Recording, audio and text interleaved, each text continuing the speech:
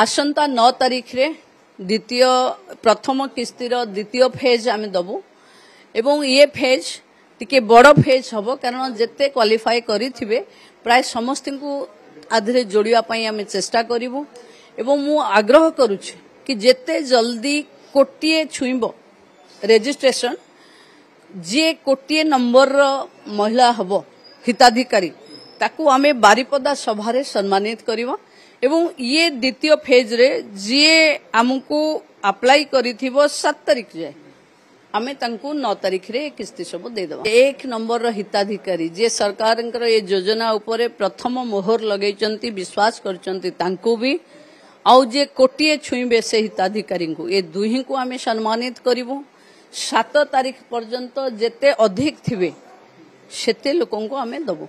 40 लाख रु ऊर्ध्व एथर पाइबे।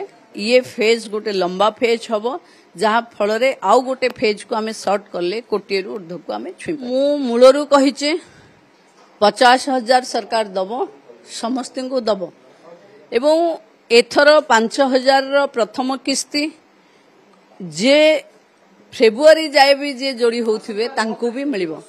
तेणु किस्ती समस्त को मिलिबो। किस्ती को नहीं द्वंद्व हबार नहीं। जो 5,000 टंकार प्रथम किस्ती प्रधानमंत्री देइचंती ताकू आम माननीय मुख्यमंत्री बारिपदाठू द्वितीय किस्ती देबे एवं द्वितीय फेज देबे। प्रथम किस्तीर द्वितीय फेज देबे। मु भाबुची तापरे महिला मानक पाखे आउ अविश्वास रहिबो नाही कि आउ जो माने रही गले तांकू मिलिबनी बोली सरकार जहा कहूची जहा प्रतिश्रुति देइची ताकू पूरण करबा पई सरकार प्रतिबद्धता भी अछि ताकू आमे तुरंत पूरण करिवो।